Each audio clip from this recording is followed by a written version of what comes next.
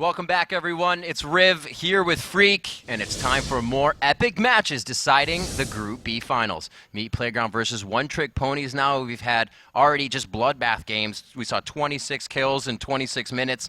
These games were just not really back and forth for that first few moments. Yeah. And then it was just like Dirtnap Gaming said, this was our composition. Check it out. Yeah, exactly. And so it's cool to see because we've seen now different strategies pretty much at every leg. Meat Playground winning their very first round with an area of effect-based composition. Dirtnap Gaming actually beating a very similar comp in their first game. Then D&G saying, guys, it's time for a poke comp. Let's play the long-range game, make these ones happen. That worked really, really well against Meat Playground. Once again, Dirtnap securing their spot into Day 2. Speaking of Day 2, this game also means Day 2. Meat Playground, their final shot here. They could have had it last time, but they couldn't. They couldn't get the victory.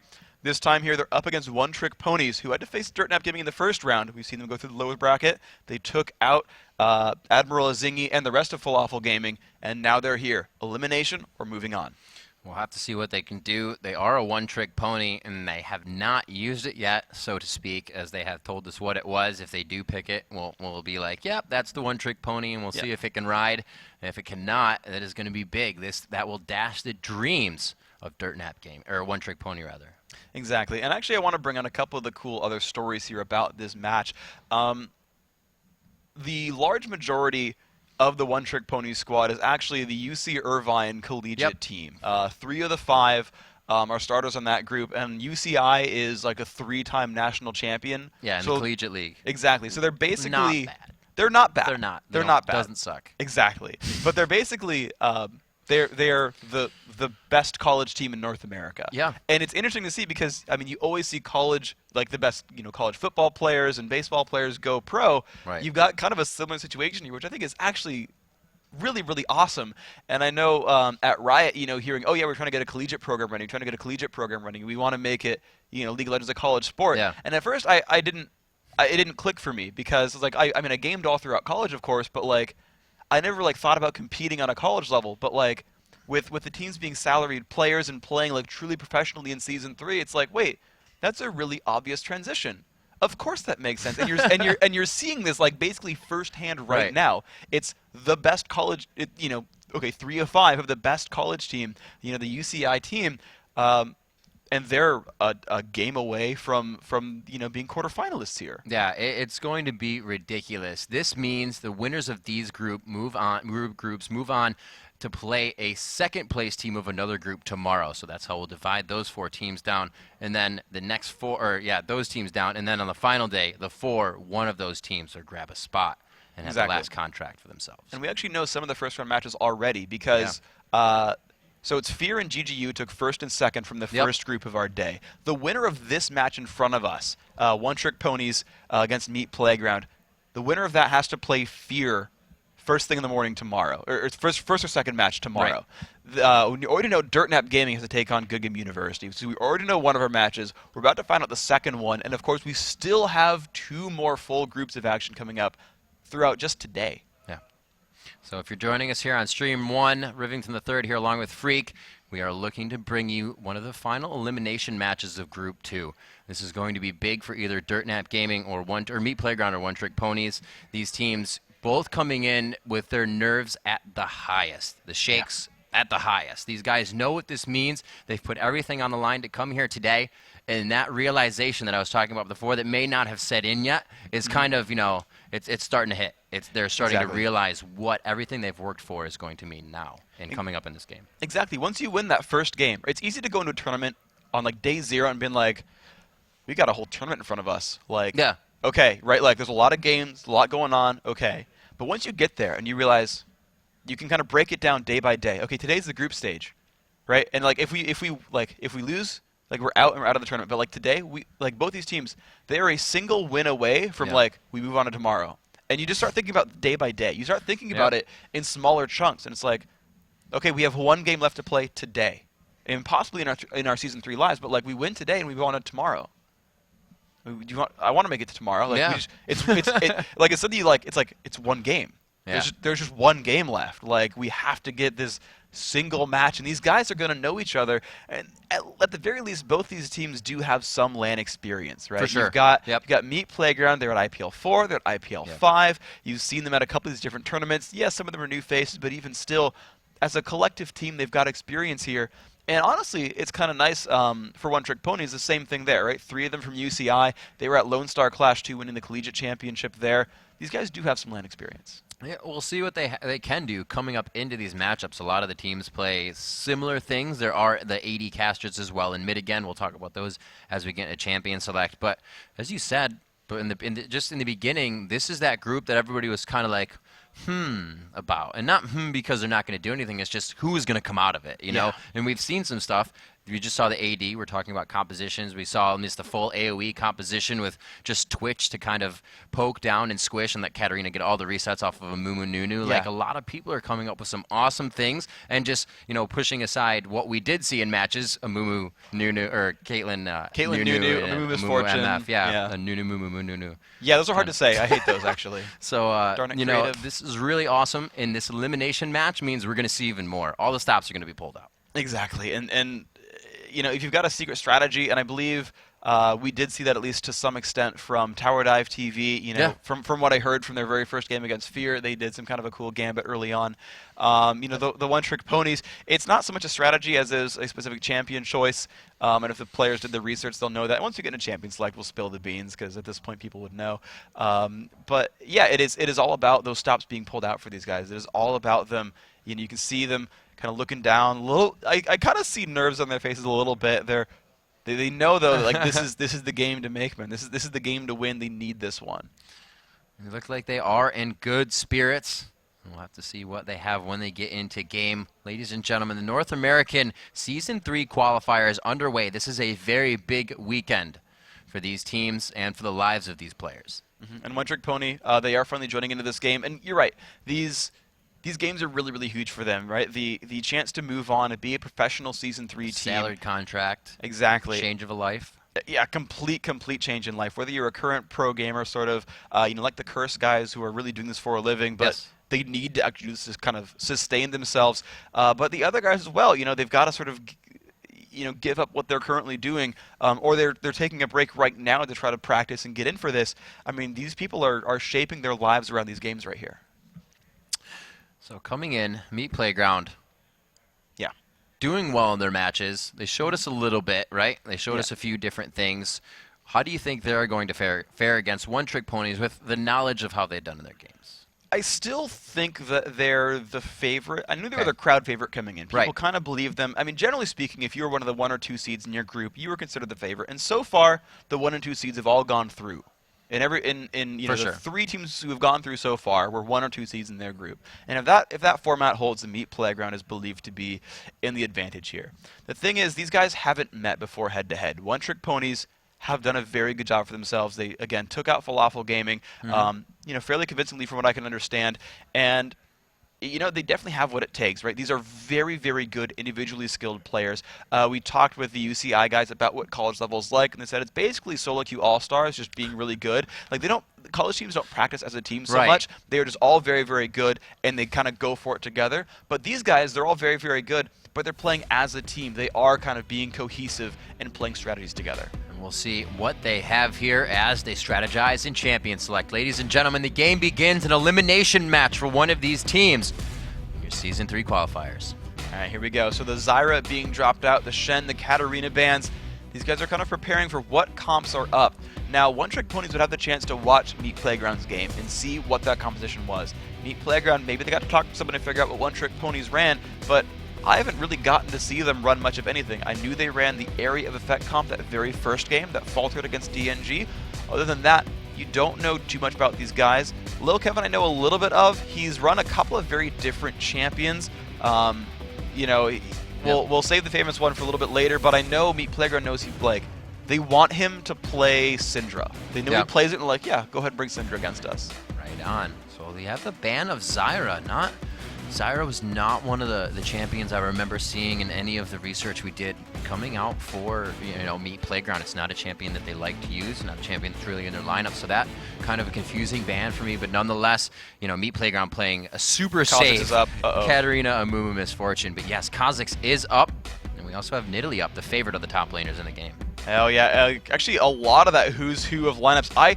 I just think Meat Playground did a phenomenal job with bans. Because, again, you look at that top 4 that Hazard talked about. Kha'Zix, Eve, Amumu, Nunu. And they said, there's 3 left. You get 1, we get 2. Let's do this. Evelynn got picked up right away. Look, Kevin's going to run that. But Arthalon on Kha'Zix is a very, very scary thing.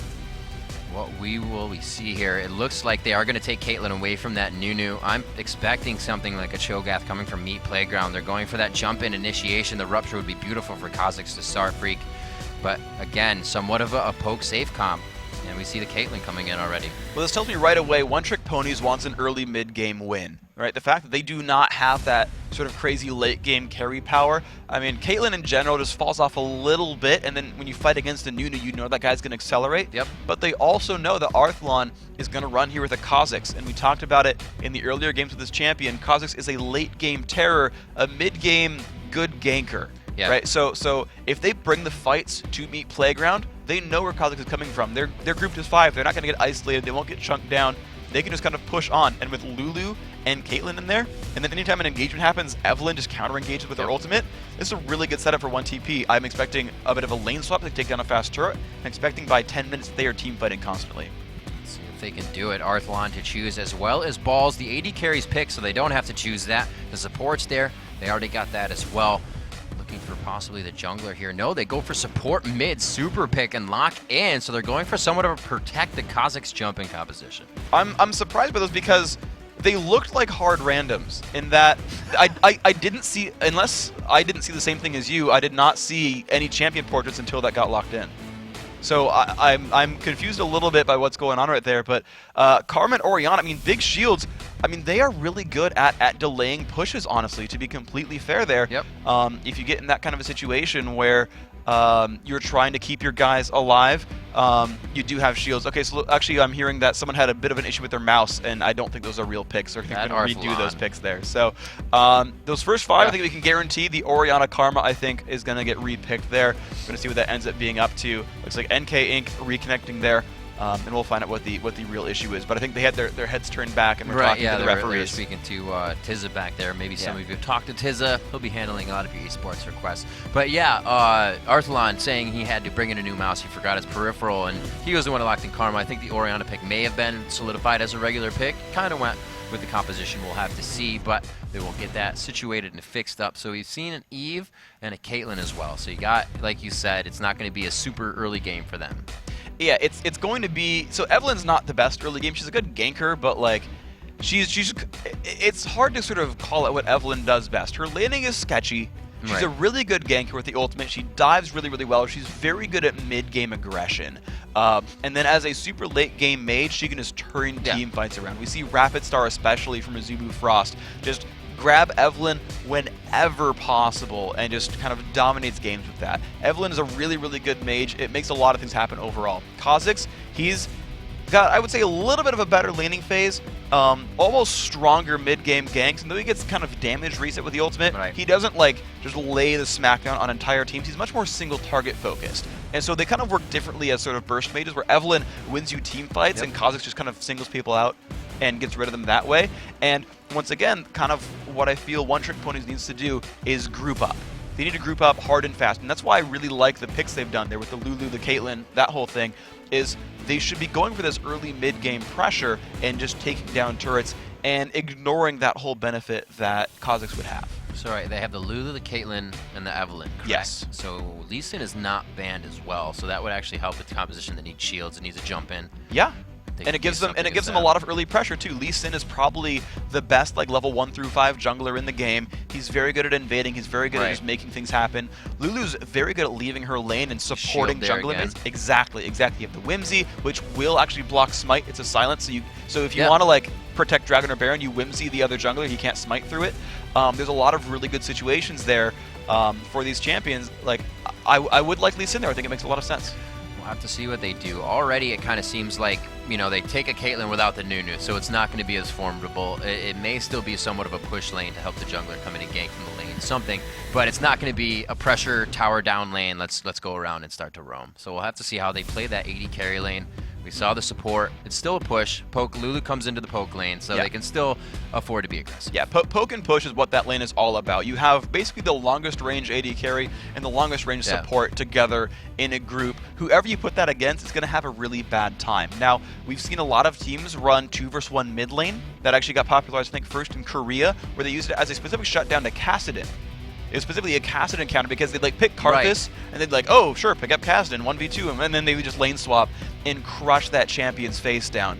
And that kind of made people realize, like, well, we can do that all the time. And we've seen that sort of 2v1 mid actually expound even more. We saw Azubu Blaze run it 3 or 4 days ago against Frost, where they ran AD carry and Alistar support in mid, and Alistar went and roamed to just gank the other lanes alongside the jungler, and they kind of just sort of grew what you could kind of do with lane assignments. And here, I really expect to see a Kha'Zix shutdown of the 2v1. Right. I mean, okay, maybe they just kind of stick through it in the 1 versus 1 there, but like, if Lulu Kate do not 2v1 something, I'll be surprised. No, yeah, I like that prediction with the Kha'Zix picks right away. It's like they didn't even hesitate to take Caitlyn even though they didn't have Nunu. So they're going to be able to poke out that Kha'Zix. It's just really wise, and even if they are 2-on-2, and I still don't think it's the best choice, but if you are, Caitlyn is so far out of range of any of Nunu's attacks that he has to walk pretty close to you to Ice Blast, and so Caitlyn can poke from out of range. And even on top of that,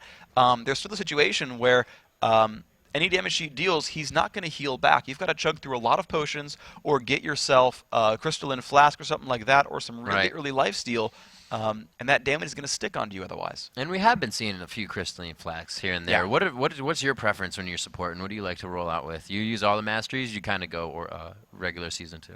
So I actually do like the biscuit and the little explorer ward there, the 60-second ward. It's really good for, like, if you're on purple side, you drop that in the tri-brush, so if the enemy jungler starts red, you'll see him go for the level 2 gank because he'll go through almost always. And so you can kind of put that ward down there and kind of make sure you know what's going on. Right. But guys, we are actually back in a champion select there. The same bands, the same first 5 picks. We're going to go on from there. You can see that up on your screen in just a second. But let's see what they want to do against what right now I'm calling a pretty quick poke comp.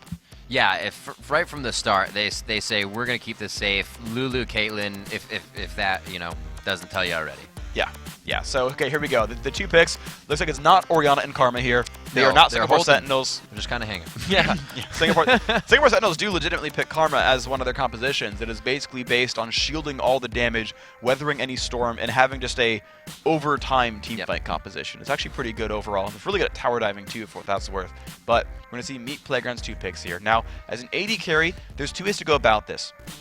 There's actually a couple options here. So for one, they kind of have to expect that it's a fast push lane, so you can go something like Graves, and then that way you have really good area of effect to deal with the push if you can get a heads up 2-on-2. Or you run something like we saw recently, Cho'Gath or Olaf, good 1-on-2 champions who can at least kind of go heads up and keep the turret alive a little bit longer. I like these picks as well. They went with the AD carry instead of showing the jungle, of showing more. They went with what was already picked, and they kind of keep it a secret. But it's still Kog'Maw Sona. They go with a poke back. Yeah, it's interesting because this kind of it's very focused on a specific win condition, which is, the 1 trick is out. Yeah, there we go. The 1 trick. It is not Evelyn. It is LeBlanc. LeBlanc is the 1 trick from the 1 trick ponies, and look at that instant locks. Oh man, these are very interesting teams because Meat Playground, despite fighting a fairly poke-based team, they have a lot of all-in. Sona, Malphite, it's a lot of all-in. Very hard team to target as well. You have 2 blinking champions. Yes. Yeah, you've got guys who are kind of going all over the place. You've got guys who are hitting from far away, and that's what 1 trick pony can do. I mean, Zed as well is a great poker. Looks like it's going to be there on Pawn Gypsy. But on the other side, I mean, Meat Playground, there's 2 ways to play poke. It's that's an if you get caught team. Yes. There's no story after that. Like, you turn the page and it's blank. Yes, because the game is ended. If you get caught team. Oh man, Meat Playground is big and explosive. This is going to be a skill matchup at this point. Yeah. Because so Hazard's going to have a decent time in lane, I think, against Pawn Gypsy. Malphite, he just likes to stack armor. He's going to be fine doing that and just being this big, beefy tank guy. And that's fine. You actually scale with armor. He's going to have to buy that to survive Pawn Gypsy in the first place on Zed. That's a good pickup overall, and it works very well in the comp. To beat Poke, you basically need hard engage. You either need, that hard engage where you go in there and you force the fight, and that's why a lot of Poke comps run champions like Janna or Gragas or Alistar, because they can disengage the battle afterwards, right? If they go on you, put Explosive Cask out, put out Monsoon, turn the fight around. Something we don't see a lot in compositions is the disengage comp. It's like gone to the side, but it's still so effective. It's hard to win with a disengage comp, unfortunately, because you can't easily force battles. You can't close the game out easily yourself, and so it kind of fell off a little bit. Right. But it's good if you have ways to actually end the game, such as a long-range carry who can take down turrets and things like that, or someone who can actually push from far away like Jace and actually kind of ruin your day. Yeah, for sure. And then if they get that, cool, then disengage kind of secures the fact that you don't get caught. Right on. Ladies and gentlemen, Rivington the Third and Freak bringing you an elimination match from Group B here. We have One Trick Ponies using their one trick that LeBlanc is out and on the map versus Meat Playground, who, like we said, have an explosive team. It's an if you get caught, and that's gonna be it. We'll have to see what they can do. As we said, that bottom lane Freak going to have a little bit more aggression in the beginning. It doesn't look like they're going to go for any switches. Just actually, Kog'Maw's top side, so they actually may choose to switch here slow on the invasions. Well, this is kind of the funny thing about the 2-on-1 lane, or the dual lane, I should say, that Meat Playground picked up. So I was thinking about them fighting heads up and making that 1-on-2 not suck on their side. What I didn't think about was the fact that they could simply pick a 2-on-1 lane that's good for them. Yeah. So if you ignore a Kog'Maw, he is going to become brutal really, really, really fast. And you can typically tower dive in a 2-on-1 and pick up kills, so you accelerate your carry by being in a 2-on-1 compared to being in a 2-on-2. So while the early mid game is going to be rocky for them because Caitlyn, LeBlanc, all that, like there's a whole bunch of early game power there from 1TP. On the other side, if they don't lose by like 20 minutes, Kog'Maw will just win the game. It looks like they are not pushing in. It's going to be scary. They're not going to have any vision on this, and that Kog'Maw is going to do just as you said. He's going to have so much fun in that top lane by himself. They're going to focus 3 here and possibly catch the river advance up to the top, or they're going for the late 140 invade, and that's what they are doing, Freak. Hiding in the... just trying to hide in the fog of war there. Pawn Gypsy moving himself out perfectly to see that. Now they still may not be able to stop this. And he puts the Shadow Clone down as well, so he is just all about getting away from that one. We are a great positioning. X-Hazard is left to fend for himself. And they're going to do golems down bottom here to give themselves a little bit of advantage. And we may see that level 2 hard aggression and kill. Here we see jungle invasion coming in 2 games in a row. These teams are definitely playing it to their favor to try and hack on the other team right in the beginning. Okay, so we're going to see these lanes scoop up. And, once again, it's 2 2-on-1s. I take that back, actually. There's a lot of lane swaps going. They're actually 2-on-1ing the mid lane to try to shut down what could be Evelynn. You're seeing Lulu kind of cross paths. There's all kinds of lane swaps going on early game. And they're still moving. You can see Caitlyn trying to stay bottom and stick with the minions as much as she can before leaving. Switching lanes like this, Freak, can actually cause some problems. Yeah, pretty much being the first team to lane swap, or sorry, the team that picks the lanes properly gets the advantage, because the other team has to waste time running around the map reacting to your moves, and you just simply get more minions while doing that, and it puts you in a much better situation. So Meat Playground right off the start in a better place. So we got 2 going into the mid that LB is forced to go against. Oh, coming in, Scuba Chris just from the outside. The flash has been spent on balls, and it looks like they are forced back out. Back and forth, a lot of aggression here. These mid lanes are going to see a lot of action. Yeah, and his cleanse is gone as well, so Regiron and Raging Kenny have a better opening here where they've just got more tools available, and the thing is, it'll be hard for him to deal with Scuba Chris. He gets through wards just by being Evelynn. Yeah, that is very true. They're going to have to be very careful with their placements to be more on the entry of the jungle so they can catch Eve before hitting into that passive. She's going in. Here we are, Arthlon up top onto Pawn Gypsy. Not getting any damage in there. Thought he was going to go for a swipe. Nunu again once again back in mid, chooses to back off. A lot of pings going down. There has to be so much communication going on between these 2 teams, because this is something they've really either never tried or have never had to counter before. Well, Scuba Chris is definitely looking for some moves top lane. There's recalls from the brush, though. It looks like he doesn't want any piece of Arthlon right now. Yeah, that's very low. Kha'Zix is one of those that can really turn a 2v1 fight into a double kill, so very smart choice there by Evelynn. Freak, this lane in the middle here, does it change with the distance of the lane and the aggression that you can force on it? Does Caitlyn, you know, lose out here so good Kog'Maw can get right back to his turret so quickly? It makes pushing almost a little bit stronger just because you'll get it onto the turret more quickly. Okay. And the earlier you are in the game, the like slightly harder it is to actually last hit under a turret here. You're going to see actually one minion there. Actually, no, Ball's got that. I'm totally wrong at all times. I'm surprised he got that last hit there. Yeah, he had to actually use his W, so wasting the mana just to get the gold. Yeah, you are seeing a minion kill lead, though. You're seeing 28 to 23. You do have a push advantage here for 1 TP. Once again, you know, Sona can't heads up against a push all that well, but they won't probably die either. So that jungle Nunu just on the outside to take down Pawn Gypsy. The energy is low, and now would be the perfect time. Actually, if they let that get up, he's just going to be able to dash away and reach to it. Arthlon engaging there, trying to draw a little bit out of Pawn Gypsy. Here comes Scuba Chris, and it's going to be the counter gank. Does he decide to back off here? And he does at the worst time. Pawn Gypsy now in a 2v1. He does have a flash up, but he goes ahead and uses one, flashes, then he does get it. The Ignite will not tick all the way down, but that leaves Scuba Chris now in tension here to fend for this 2 kill possibly. Yeah, he's just simply not able to get much of a gank going. He's going to get found by NK Inc. though. This is actually a bit risky. Actually, I think he used I guess it wouldn't really matter overall, right. But the W breaks slows when you use it on Evelynn. You kind of want to save that for Ice Blast. He's trying to get out. See, is Nunu placing some wards? No, he's just making his way around. Looks like he's going to head back to Wraith. So the jungler is really not having too much effects on the lanes just yet. We've seen a lot of action from the lanes themselves. Top trying to get some help. Kha'Zix still being pushed out by Scuba Chris. They're really just playing that as that offensive lane. Here's some aggression. Get some farm in. We know you're having trouble. Yeah, absolutely. Now, Raging Kenny and Redron getting pushed back to base. Actually, everyone really out of potions now in this lane. I got to hand it to Balls and Lemon God. They turned out what I thought was a kind of an early disadvantaged lane into one that's actually quite good for them. They're about to equalize back out in minions, and they've really pushed Raging Kenny back. Chris now soaking up some experience in middle. Balls and Lemon God very actually hurt here. They're trying to sustain on this as much as possible. Balls has found himself getting up in CS, but that's only 3, and he's been in lane for a good 10-12 seconds by himself, so he's got to mingle with one of those waves at least coming through. So you can see Caitlyn being out of lane, still almost the same CS. Exactly. That, you know, they're both going to recall pretty much at close to equal time. So 40 to 43, the Vamp Scepter early on picked up. It was something that was really, really needed here for Caitlyn because she has no sustain in her lane.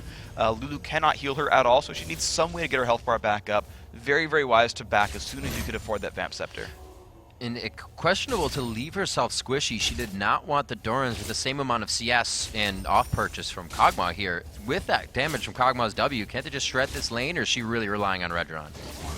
Basically, she didn't have quite enough money to buy that because she bought 1 extra potion early on. So actually it spent more game early on. 1 potion will get you. Yep, so that's going to be... And the thing is, she'll probably be okay here. You can kind of see the fights coming from Lemon God, and that could get shielded pretty well. Wow, so much damage going down right there. The shield a little too late, and if he had that W up once again, you could be sure they were going aggressive. Ink coming in for that. It looks like it will be stolen away. There's going to be quite a bit of damage from Consume. He did go for the smite as well. Oh, he whiffed Glitter Lance. And he did. That 80% slow will not go on, but there's the LeBlanc hit. The ultimate coming down to 7-minute first blood. The fight continues with Arthlon as they get the Ethereal Chain, and they will not be able to capitalize that as they force the jump. They blow an Ignite. And they blew that, but he still has his stealth available, that ultimate, so he can get himself into tricky situations once more. It was a nice attempted steal by NK Inc. The problem was the right people were just around and available to mess with him. So, you know, a really, really good pickup there. Lil Kevin, his one trick, so far it's working. That gave him first blood. And that's exactly what needs to happen, and they need to shut down Meat Playground from getting any advances, because if LeBlanc doesn't do this, if she doesn't snowball, it even needs to be harder than Katarina, you're going to see HP just being her worst enemy in late game. And this is going to be difficult because even despite the first blood, you're seeing the gold on both teams be basically equal. Yeah, 9,700 on both sides. And look at the minion kills, only 32 on LeBlanc. She has not had the best early game. Needs to keep getting kills to make herself relevant. So Little Kevin now up top as the lane is switched once again. They put Zed versus Malphite. That works out pretty well. You're going to be working on the AD caster, not really trying to swing. And there's the damage coming through. The HP not there for Raging Kenny. Redron is forced out of the lane as well. One more level to that Living Artillery, and he would have had a kill. Yeah, that is going to be a pretty brutal situation there. Kenny trying to survive himself, chugs the rest of those potions, has a Vamp Scepter, but you're seeing Meat Playground actually winning that lane. I didn't think that was going to be the case, but it really is. You know, tribute to Balls and Lemon God. They are playing this lane absolutely great. Yeah, they did a great job at just farming it up, Freak, and saying, you got poke? I'll give you some poke. Hit that level 6. Their all-in damage is really, really good. And Scuba Chris actually making his way up there, picking up the steal on the blue buff, and you've got his own golem back and then went for the steal on this. So the jungle lead is there for one-trick ponies. I haven't seen if Nunu was seen top by a minion or he walked into that ward and backed off because of the positioning of LeBlanc at the time. But yeah, Scuba Chris just feeling like that jungle is his right now, and he leaves a wolf actually to hurt Nunu on the way back around. So great just mindset and overall map awareness from 1TP right now. They're controlling this game, but like you said, there's no gold lead yet. We're going to see where that comes in. The unstoppable force used there, the flash as well. They would love to get a kill after expending both of those, but they're not going to get it. A sliver of health to get away. Oh, nice attempt there. Even still, they burn every summoner and the ultimate from X-Hazard. A good initiation there from Pawn Gypsy. You know, puts on a lot of punishment. The ult from Evelyn, now that she's finally level 6, they make for great ganks. Pretty much only Malphite could have gotten out of that. Yeah, the unstoppable force was super saving grace on that one. You are so true. Yep. Kha'Zix going in very low on LeBlanc up top, and it looks like she is absolutely going to be able to obliterate him. That is the % damage amplifier, and it hurts for a long time coming. Yeah, that's a really, really nice fight right there, and that is, well, you know, you see a champion who doesn't get much play like LeBlanc, but when you know that champion, you tend to make really good things happen. And just look at the fight that came out there. Just dunking completely onto that Kha'Zix. And actually, she's now catching up in minions, so it's all good for him.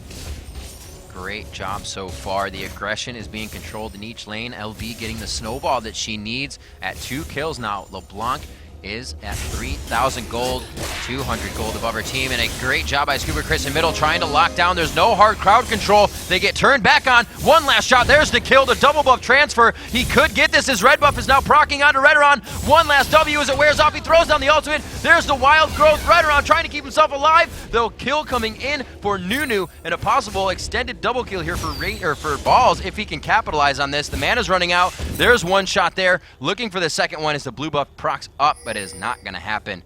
Great fight, though. X-Hazard actually making his way through the jungle as well, but puts a ward down, and actually he's about to run right into Caitlyn on top of that turret. Raging Kenny, there's the Q, and that is going to be Hazard picking up that kill. Even still gives the assist to Kog'Maw. There it is, the ultimate going down, a sliver of health on Balls. It's an auto attack from LeBlanc. Not even the strongest thing in the game, but still enough. A Cathian surprise. She stays alive. Arthlon thought it would be enough. Oh, and there comes Evelyn. The ult is on as well. He's stealthed out. He gets the slow, but it's not enough. Scuba Chris finds that one. Walked right into an invisible Evelyn. How unfortunate. That is a team of assassins being assassiny all day. 4-3 one-trick ponies. They're 500 gold, man. That was such a quick, swift change, Freak. I said that gold lead was just neck and neck. When's it going to change? And it went from that unstoppable force break down bottom and then back to LeBlanc top and all over the map. One trick pony is making sure they get advantages in every lane right now. Yeah, that's actually really, really important. The one thing I want to kind of point out as a lesson for people is when you have an ultimate up from cooldown, just use it and make it happen. Yeah. You know, they burned X-Hazard's Flash and Ignite. That's still on cooldown from the prior gank. And then Evelyn got her ult back up, made the fight happen in the mid lane, you know, got that one there.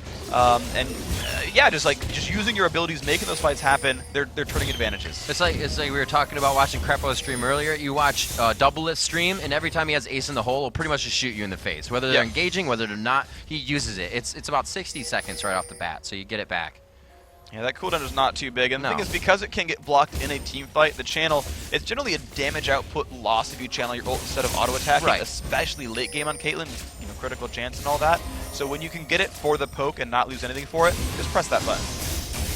There's a good amount of damage there. The focus onto Redoran, though, leaving Raging Kenny to poke. That's exactly what you do. Beautiful job by Redoran there to take a little bit of aggression and allow some pressure in the lane. But now the sustain from Sona kind of just cancels that back out, and you can see the damage trade continuously going in Meat Playground's favor. They got to be careful about this mid lane now. It's definitely not what it used to be. Little Kevin, however, is definitely going to bring that damage amplification back there. Exactly. He's going to keep on going. And the good thing about this team comp is it's very easy for one-trick ponies to actually crush down and kill off balls. Now, they have to be very careful of Sona, but there they go. Lemon God. Wow, not even a chance to breathe and let her team know she was being attacked. Unstoppable Force only hitting Redoron. Almost a waste there. X-Hazard is able to pick up a kill for himself. The Cathian surprise, leaving one-trick pony limping away as Raging Kenny draws the attention of X-Hazard. Arthalon on the other side, though, to stop the escape. That was nice, though. Still a two for two, not the worst thing in the world, and they shut down balls over and over and over again. That is what they want to do. Nice escape by Scuba Chris, actually in the jungle, recalling on the Wolf camp. And you know, I was about to talk about that lineup. Their ability to all in is so strong.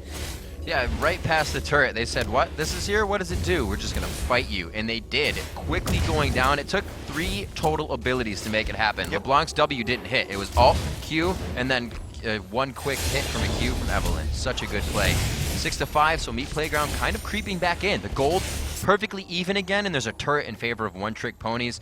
I don't know what kind of interest plan that Meat Playground has, but somehow it's working. It is really, really good.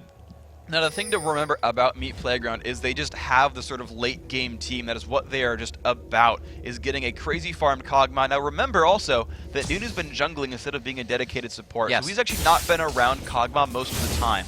Once they get to late-game status, once they actually get together and group up, you're suddenly going to see a blood build. We've been watching a regular Kog'Maw fight and actually do an amazing job in lane. Imagine that with 65% bonus attack speed. There we are, getting out on the Dragon. This is going to be the first one down, 15 minutes in, so we'll see the next one there, 21-16. Who will have it? It's a good amount of gold for them, but still only puts them up about 800 gold, not that 1,000 mark yet.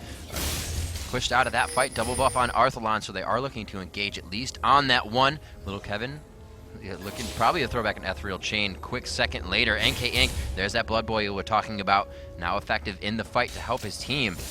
They're kind of spread out, though. They need to gather back together here in this mid. The fights could easily go into one-trick or Meat Playground's favor. Oh my gosh, that is what getting caught out means by Little Kevin. The one-trick pony is riding all the way home on this one. That was awesome. And I actually want to point out Lil Kevin's build. This guy, again, he mains LeBlanc, is maxing Ethereal Chains over that W distortion. So it's max Q, max E on LeBlanc. If you want to learn to play like him, well, it looks like he's rushing a Deathfire Grasp with Sork Shoes and maxes Q, E, then W. It's absolutely that explosive build. You're going to get the damage out of it by yourself anyways, so if you can start with that Deathfire Grasp, it's amazing for her. Like you said, we haven't seen her a lot, so people tend to forget the little nuances and when to play against her. Yeah. And especially when somebody levels like this, you know, you're not expecting an Ethereal Chain that often. You don't want to dodge it. You're not dodging as much. Exactly, and one of the things to point out as well is the second tick of damage from the chain, right? You apply it, and then if you don't break it, it hits again. That second hit will proc Q, will proc the silence from Q, so you can actually go E, hit confirm E, and then land Sigil of Silence, and you will get both procs of damage. It's such a great composition, and like I said, I bet you a lot of people TIL just now. Yeah, TIL, second part of E applies second part of Q. Exactly. So there you go, guys. A couple of LeBlanc tips there. 5, 1, and 2. I mean, I can't stress enough. He has been in every single kill for his team. Yes. One Trick Ponies is named after this champion, Lil Kevin's LeBlanc. And I remember, you know, before, even Reginald played her as well. He was like, I have a secret one for this tournament. And you brought it out, and they did amazing because everybody was like, whoops, we forgot she did that. Might want to back off. Yeah. You still have to be concerned. I mean, late game is a bit difficult there. The one actually saving grace, though, is Magic Resist is a bit of an inefficient buy here for Meat Playground. I mean, you've got Zed and Caitlyn, who are both going to be putting out gobs of physical damage. You do want to buy it because both LeBlanc and Evelyn are scary, but if you take a glance at the items, there are 2 MR items on this entire team. You've got a Hexdrinker and a Chalice of Harmony, and that's it.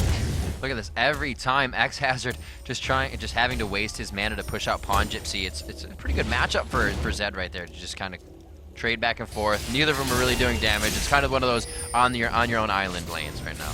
Yeah, getting a lane. I mean, the thing is, Zed can bully some champions completely out. Oh dear, goodbye. That's what happens when LeBlanc's in the game. The one-trick pony's coming out very big here. A huge damage from Absolute Zero. Scuba Kiss trying to do what he can in the fight. There's a Wild Growth and the shields coming into play. You can see how much they affect the fight.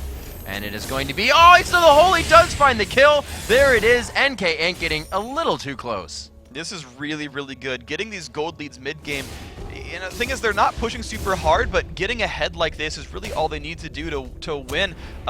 You know, over and over, I'm going to say I'm afraid of the late game potential here from Meat Playground because the initiation is so good, and it's a blood-boiled Kog'Maw. You can't say blood-boiled Kog'Maw enough until you just drill into your head. That is a scary thing to deal with.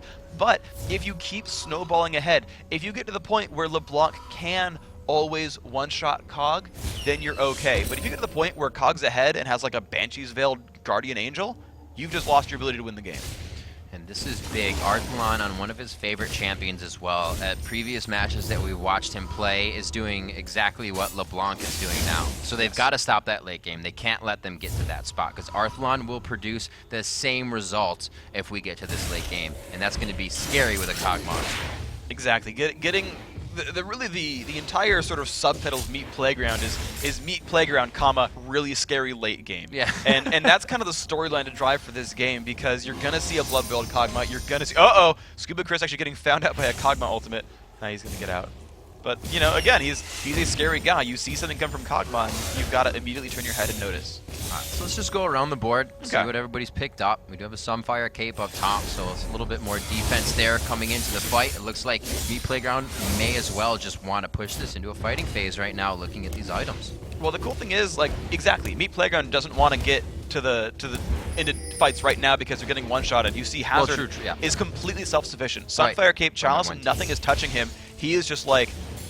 Hazard is just like controlling the lane, making people go fight him, and then walking out pretty much safe Actually, I say that, but this could be a pretty risky fight. Ponjib's trying to do some damage there and initiate, but he does not have his team on him. You know, Caitlyn bottom. But yeah, actually, I meant to say that One Trick Pony wants to engage right now. Looking at the other team, he had 2 BF swords. Absolutely. But yeah, the Deathfire Grasp explosion. They've got to be super careful. They just Scuba Chris able to just hold a siege on his own tower in middle when it had a few shots left.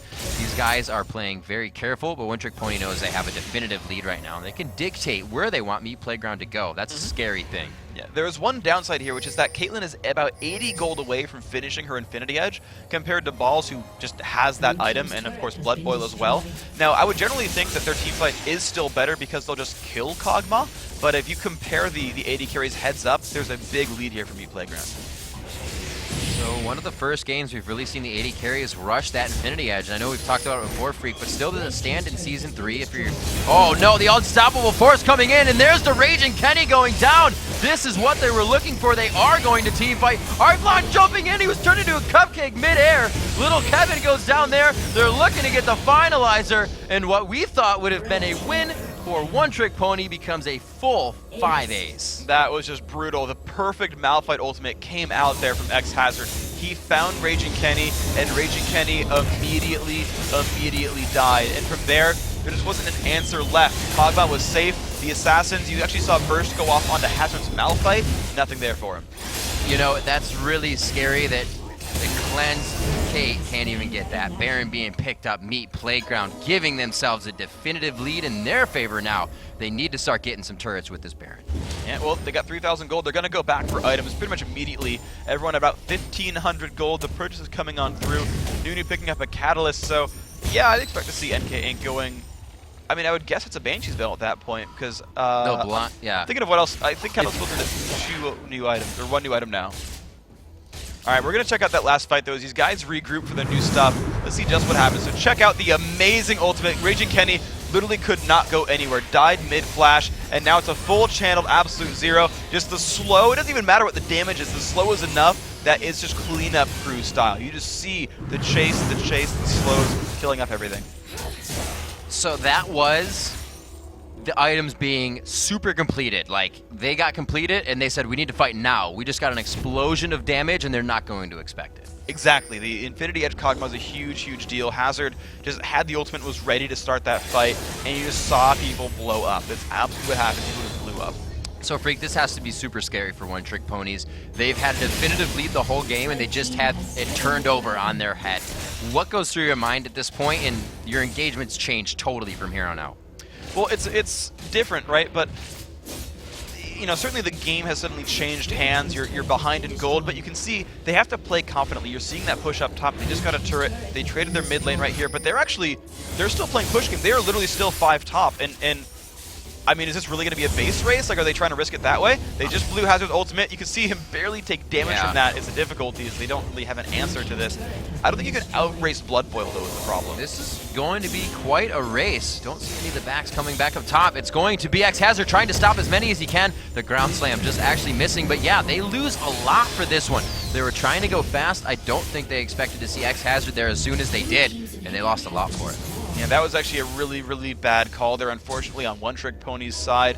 It's unfortunate. It could have made sense, but the thing is, the composition in general is not going to race as fast. You just have more damage on the Kog'Maw. And Pawn Gypsy, he's just been found. Yeah. Goodbye, Mr. Arthalon, that is yours. There it is, the One Trick Pony trying to get away. Little Kevin's not going to be effective in these fights. You just saw him get hit by that spike. He just almost taken down by full health there. The absolute zero keeping everybody in the fight. And just look at the chase that Meat Playground has. They are definitively winning these fights. Another ace back-to-back. That is brutal, the double kill there, and they've got minions right on the front door. Meat Playground could end the game with this push.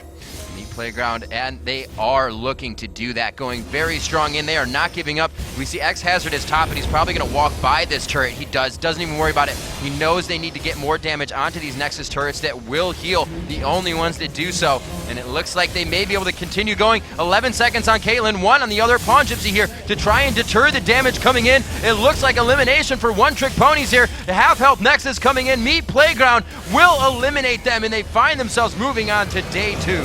All right, they're going to be up, heads up against Fear. First or second match of the day. Yep. That is that. Congratulations there, Meat Playground. With one of the fastest turnarounds I think I've ever seen. They were down, 9-5, and then in the span of about 2 minutes, aced them twice, took Baron, and killed the base. An absolutely amazing game. You thought it was going one way the whole time. The ganks, the lane swaps, they countered perfectly. One Trick Pony was like, yeah, this happened, we're out of lane, but we're doing fine. LeBlanc was down, she came back up. But it was that late game. It was, if you get caught by us, you're not going to live for more than a few seconds. And we saw that. Zed walked into that bush in the last fight in 0.5 seconds. And it was just done.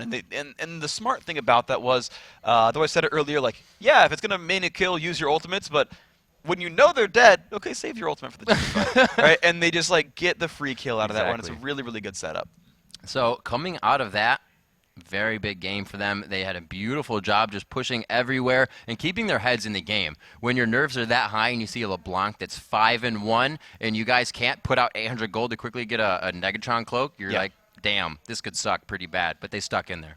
Yeah, it did suck pretty hard. We're going to see a replay of that very last fight because you're just going to see how explosive this team is. And there we go. So, and the explosion is just there. Everyone falling over so very, very fast. Again, the absolute zero just slowing them down a little bit. And there's just no real answer there. How much damage came through from Kha'Zix was just brutal. You just see Lil Kevin get chunked. And that was before he even bought his final items. You watched the very last hit from like 3/4 health, like instant dead from Void Spike. Yeah. There's just so much damage there available. It's an assassin-y team. They are very good at breaking down about 3 targets at once. You know, Malphite's area of effect based. Arthalon has a little bit there himself. Yep. And they're sitting back there with a Kog'Maw killing everything else. It was Kha'Zix. It was only a good matter of 3 minutes later that I was like, Arthalon's going to replicate what LeBlanc's doing. Bam, happened. You know, yeah, exactly. They bought that final set of items and were like, hey guys, this is what we meant. This is the team. Yeah, and it's just, you know, it was who got the drop as well. That's kind of one thing to point out as well, is the first 20 minutes of that game, really One Trick Ponies made all the moves. They initiated all the ganks. They were the ones to go and try to deal damage, and they all worked. Every single gank worked. It was either like, okay, we trade ultimates and you blue flash, or we'll just kill you. Those are basically the two situations that happened over and over and over again. The change there at 2 minutes in was Hazard left lane. Hazard sat there, you know, heads up 1v1 until level 11. That's my guess on what his sort of trigger was like, oh, now I'm 11, now it's time to go. And then he just like, okay, I'm going to roam mid. The second he did, the very first time he used the Malphite ultimate for a team fight, ace. Yep. You know, and he used it to escape, too, which really assisted them in preventing a ton of kills. That bottom lane kill got out with 10 health, did it a few other times. It's just been really great what these teams are just putting out for compositions. We've seen the AD, we saw the Xin and Shen top for a while with the red buff. You saw Olaf top with 49 CS in that last game, and the other game. It's been absolutely amazing so far here, Group 2, guys. We're going to take a quick break. But when we come back, don't go anywhere. Get your popcorn. Hurry up. Go to the bathroom. Come back. We'll be going to do a breakdown of Group B and an interview with Prolly. and preview the next group featuring Curse versus Complexity. We'll be right back after this.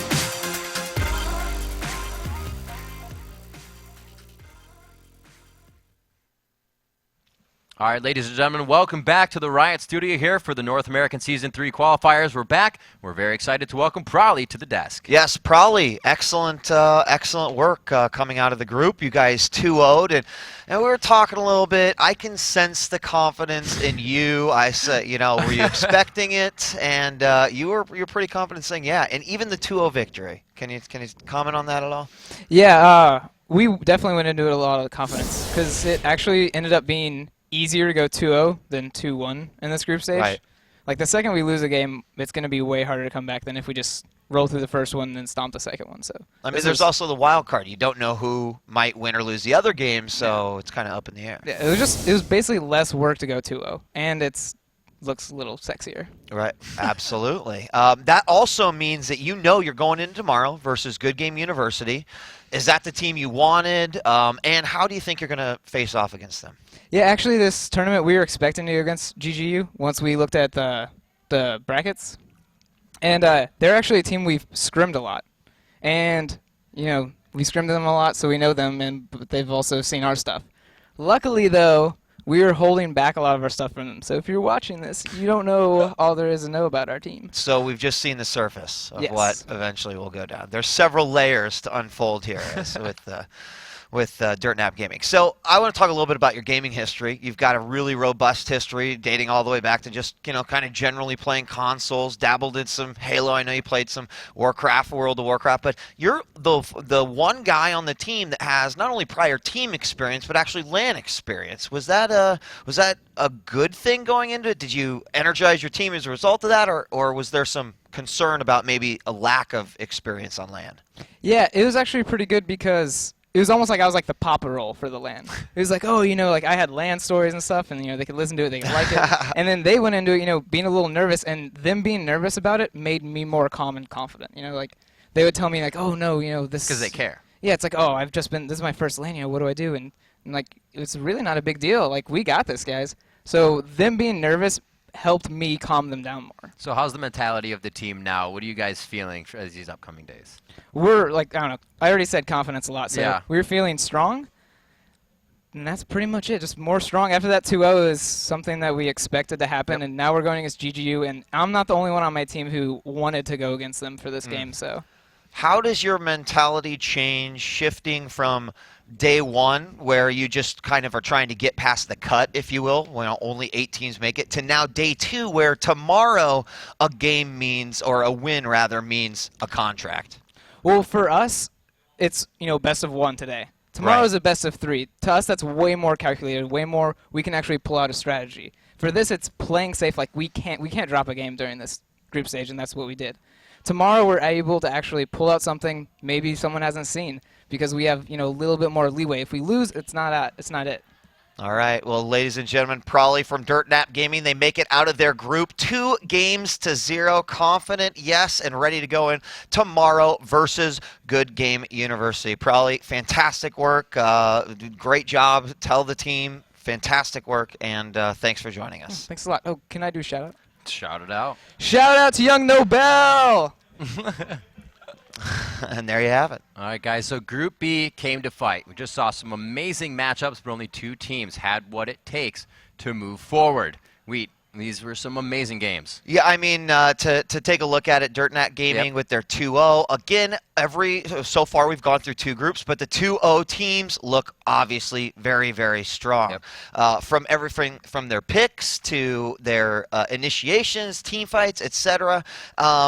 Interestingly enough, Meat Playground, they did look a little rocky, but they still made it through. And honestly, that's kind of all that matters. You can fault throughout the day. You can make mistakes. Yeah. You know what? We're here. Obviously, they want to make it into the season where mistakes can you can stretch them out, right? You can make mistakes, but here where one and done, that can be rough. So, I mean, I don't know. What do you think about Meat Playground? They made it through 2-1, but like, what do you think about that overall? I think they're a very solid team. They kind of went in with a strategy where, and you even ask most teams, they'll say, hey, we kind of picked what we wanted to, but they did it in style. Throughout that entire first part of the game, they were thrown around. There was mad chaos, and they were getting ganked everywhere, and there was a pretty good gold lead at first. But the mentality of their team, they knew they just had that late game. They knew they had an even more explosive composition, and they didn't let it get in their head. They weren't like, oh, this isn't going the way we want it right now. Damn it, it's not going to work. They almost gave a false sense of confidence to One Trick Pony, because I think they felt like they could snowball it, but then it was just they were cool. They were totally collected the whole time, and I think that is something that can carry a team that's been together for a few weeks very far. All right. Well, let's send it over to Jat to take a look back at some of the big plays that we saw during Group B. Thanks, guys. And I just want to highlight the first game of the day, Meat Playground versus Falafel Gaming. This game was pretty close up to this point at 14 minutes in. You can see Azingi and the rest of Falafel Gaming are coming in to try to stop Meat Playground from coming in for the Dragon. So let's roll this to see how this starts developing. You'll see he burns his Rupture on absolutely nothing, but then they still initiate as a Pantheon appears. Let's stop it here. And I want to point out, they do not have the Rupture from Cho'Gath. So what happens in this fight is Lemon God on Sona, Vladimir, and NK Inc on Amumu all land their ultimates in perfect synergy and just mop the floor with Falafel Gaming, because Falafel doesn't have enough crowd control without that Rupture to combo in things properly. So let's run this fight at half speed to see what happens. You can see Pantheon all comes in with Ezreal. If they still had Rupture at this point, it would be great. Leona can't get her thing, but here it comes. Crescendo, Amumu ult, Bullet Time, and Hemo Plague. Everybody on Falafel Gaming is absolutely obliterated, and from here, the game was pretty much over. They got all the kills. This game was over in about 8 more minutes. This is how Meat Playground cleaned up their first round victory. So from there, they just rolled through. They did manage to make it off in the group, but without that fight and how cleanly and crisply they executed, it wouldn't have been so easy. So let's just hand it back to Riven Wheat. Jat, you're so good at that. You're so good at that. I love you, Chat. We've seen a whole lot of exciting matches, guys, so far, and there's still plenty more to come. Yeah, I mean, absolutely. I mean, over the course of the qualifier, we've been asking you to send in your thoughts as well by writing to us at LOL Esports on Twitter, and of course using hashtag LCS as well. And our last question, we asked you, what is your favorite new item so far in Season 3? And we got a couple of your answers, and here's what you had to say. What's the first response? I don't know. What's yours? I don't know. You're an Eve player. I know. I'm mixed up because the new items really got me to play support more. Ooh. Yeah, that's You know, happened so, a lot. yeah, I think that honestly I'd have to say that The ward. well, I mean, Sightstone's pretty great and stuff, but you know, I would have to say for me that was just the items that made me go, Yeah. okay, well, let me give this All right, well, let's see what they say. All right, let's see what they say. First, So the first one up. Ooh. oh yeah, home guard boots, pretty awesome. On the boots of mobility. Full heal on. So you're already Fountain. spinning around the map like an Indy car, and then you get home guard, and you're like, "What are you doing in my base?" I like to be fast. Guarding home. That's what Yeah, I'm doing. that's a good one. I'm okay. I'm good. I'm with good that at home one. guard. I'll Home give it a guard is vote. super fun. I'll give it a It's vote. actually It's still awesome. a thing where people are like, "When do I buy these damn things?" It's still like a. It's tempting because it's pretty cheap in the grand scheme of things. It is, but then you're overall. like, "Damn, I just plateaued on damage, but I can catch the Yeah. hell out of that guy." All right, what's the next response that we have? Your favorite item, by the way, from season 3, new item. Ooh, yes. The Runic Bulwark Aegis upgrade, the pretty much magic resist item. Great aura item for the entire team. Usually you see the jungler picking that guy up. But yeah, it's a lot of people go for the Aegis. A lot of people love the Locket of the Iron Solari because it adds a lot of the HP and the shield. Or not HP, but the shield acts as HP Right. obviously, for everybody in the team. But Runic Bulwark, great item. Great choice. Well, there's no wrong answers here, but No. let's see what the third opinion or the third thing is saying. Oh. And the Black Cleaver. There is. I'm sure there were multiple black cleavers, and I'm glad we extended this one because he probably wants as many E's as are in there. Right. Yeah. Right. Just In fact, he whole- could have filled it up with Can't 100, hold it 130 or so. 140. Well, but you need to type Oh, you black need to and type cleave well, and yeah, an black cleaver. So it'd be limited True. by a little bit. Black cleaver. 128 or something like that. All so. right. Well, Well, thank you guys for your responses. Of course, we still have a long way to go, and we still want to hear what's on your mind. So tell us, have the Season 3 changes made you consider playing other roles? Well, I guess I just answered it ahead of time, and I didn't even know that was going to be the question. But I think that we'll probably hear that one. So. very good. Log on to Twitter, guys. Write us, and we'll read your answers on the stream later in the program. That's going to be hashtag LCS and @LOL Esports. So we've seen Group A and Group B, but there's more to come. This is a long, long day. You guys better got some sleep last night. So how does Group C stack up? Coming up on stream 2, guys, it's the Brunch Club versus Pulse Esports. This is going to be that group of death that everybody's been talking about. And we're going to have Curse versus Complexity on the main stream. Yeah, I'm really excited about this one. You know, we are technically in the halfway point today. 16 teams started as we begin, and 8 teams will be eliminated. Of course, tomorrow, the big day where 4 teams will earn a contract, and then, of course, the final day where that last contract will be up for grab. It's getting real now, Rivington, and it's time to get into some games. So we're about to go on a short break, but first, we caught up with Team Curse to talk about the pressure that they have been feeling coming into Season 3. Check it out. There's nothing else. If we don't make it, we don't make it, and we're all out of jobs. It's all or nothing right now.